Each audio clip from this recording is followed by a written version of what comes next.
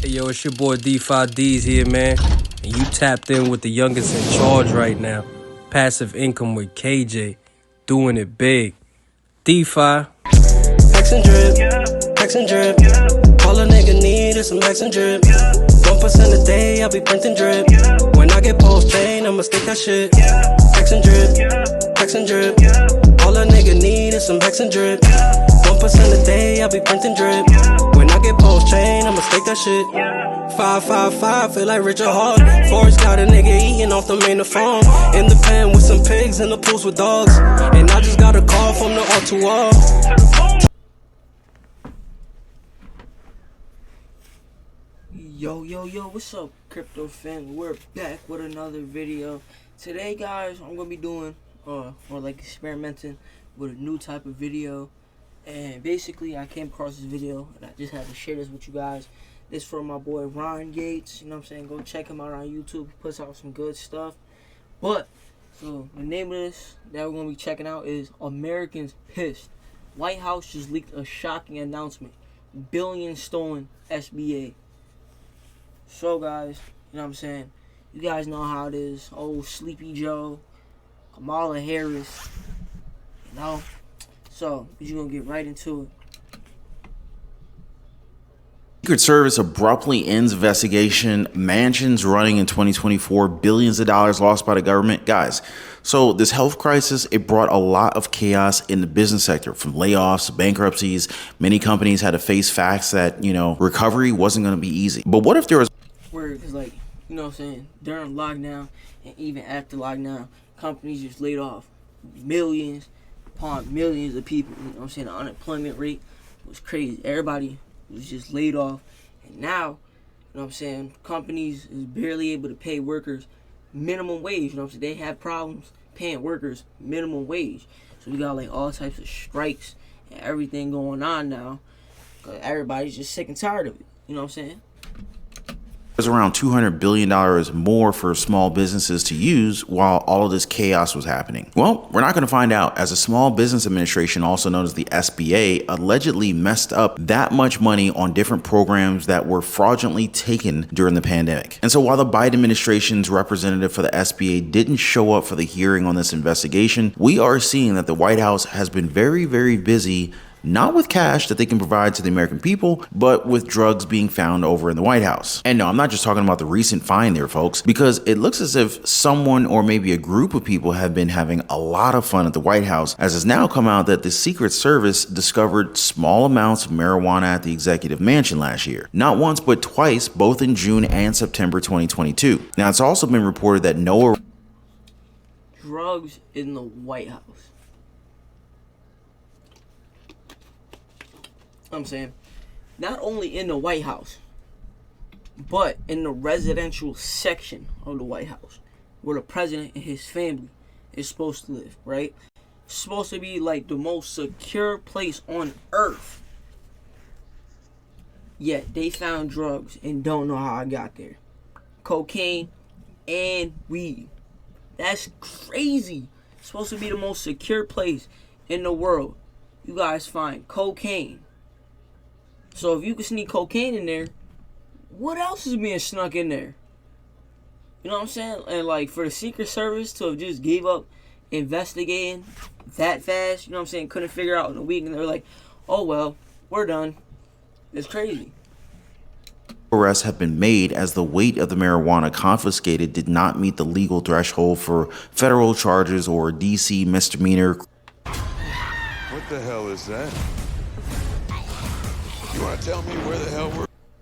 Criminal charges at the District of Columbia has decriminalized possession. Well, thankfully for them, they decriminalized that. Just in time, huh? Republican Representative Lauren Boebert says that for them to have found drugs 3 times in the White House during this administration is unacceptable. It also begs the question as to who's coming in carrying all these drugs. I wonder what old Hunter's got in that red backpack. Now, I do have a question though. When it comes to the coke, are you ready? The Secret Service, with all the technology in the world to record whoever goes in and out of the White House, House has concluded that they have failed to identify the culprit. Let me repeat that. The most secure building in the world, or at least it's supposed to be, can't find the person who brought in the coke in the White House. So they compiled a large list of individuals, and there was video of the passageways and people walking about, but there was no usable video focused on the storage cubbies in that secure area where a visitor would put a cell phone or electronic device before going deeper into the West Wing.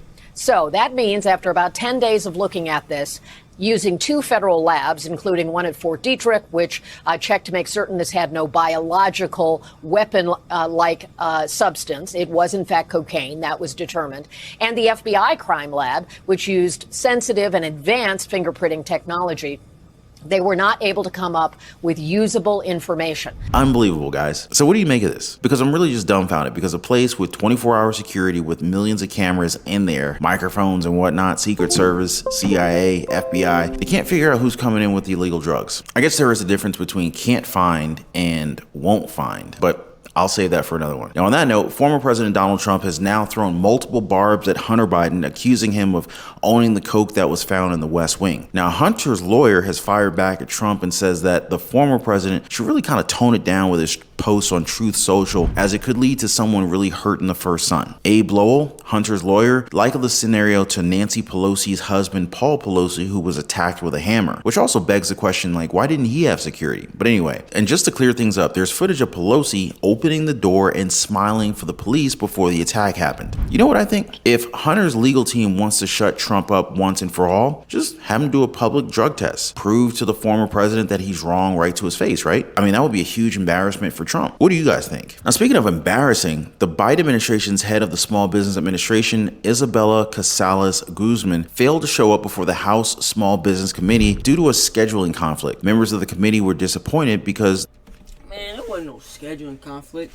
She just didn't want to go. They were set to discuss the SBA's $36 billion estimate of C-19 fraud and the $200 billion in projections from its Office of Inspector General.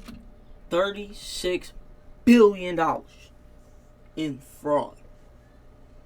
That's crazy. That's one of the biggest, that's a huge robbery. You know what I'm saying? If that was like a regular person doing a $36 billion scam, they would put that dude under the jail.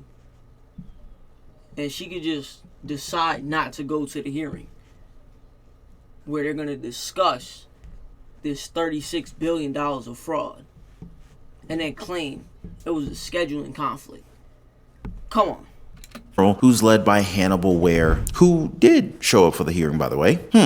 That's a huge discrepancy, huh? I mean, $200 billion could have funded at least one more $600 stimulus check to everybody. It's either the SBA missed the $164 billion that was fraudulently stolen from the C-19 funds, or the Inspector General magically came up with $164 billion in extra stolen money. But let me ask you guys, who do you think is closer to the truth here? I think I would notice if I was short a few $100 billion, right? Would you notice? Now, on the topic of getting to the truth, just what exactly is the plan for Senator Joe Manchin in 2024? He's made himself kind of unpopular with both Democrats and Republicans alike, so it's not impossible to see him run as an independent next year. With the senator expected to headline an event sponsored by the group called No Labels, speculations have come out that he's going to be running for president in 2024. Even though he's possibly running as an independent, Democrats are fearful of the scenario, as this could actually take away votes from President Biden and eventually lead to a united Republican push for former President Donald Trump. Now, what's also very worrying and concerning for the Democrats is that Manchin, he's racking up financial support without even announcing a run for the White House. So far, the senator has raised $1.3 million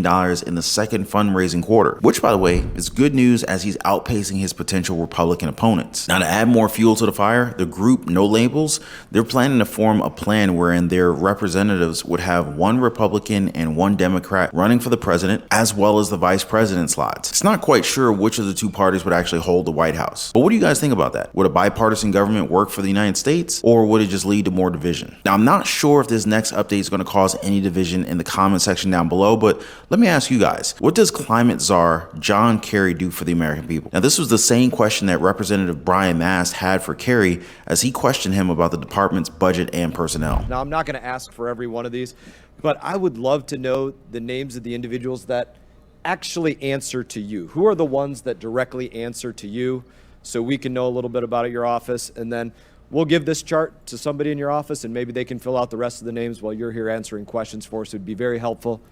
Who is your deputy envoy for climate?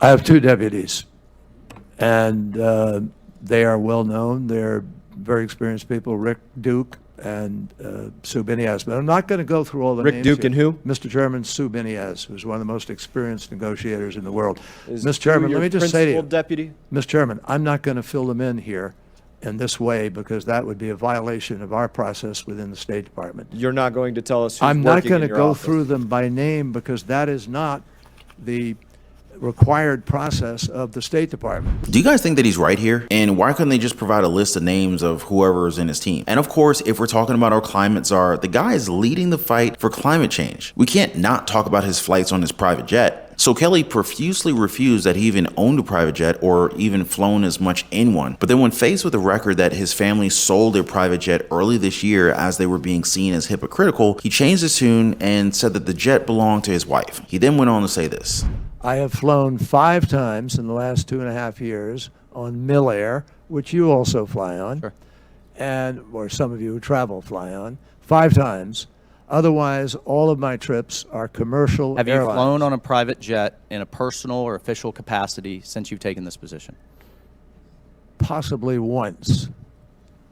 I just don't, I'm trying to think of I the date. think you need to take the broader point of how this appears to the American people But no, as it we're asking them shouldn't to appear take that. Let that. me tell you why. We're not asking these Americans. testimonies? We're not asking Americans not to fly. Well, there you have it, folks. Our climate czar is not flying private, at least not anymore. So what are you guys' thoughts on all of today's updates? Make sure to sound off in the comment section down below. Before I go, I just want to appreciate you guys for all the support. Thank you for dropping likes for the video. Consider subscribing to the channel, and I'm going to Yeah, so like I said, make sure you guys check out Ryan Yates. You know what I'm saying? His channel is fire. Comes out with a lot of good outputs, some good information. But yeah, I don't know why he couldn't just provide a list of people on his team. You know what I'm saying? If you're like for the people and leading the charge for climate change, why couldn't you just give us a list of the people on your team and who works with you? You know what I'm saying? But yeah, that's gonna do it for today's video, guys. Make sure you like, comment, subscribe, hit the bell so you never miss another upload. I'm gonna catch you guys later. Peace.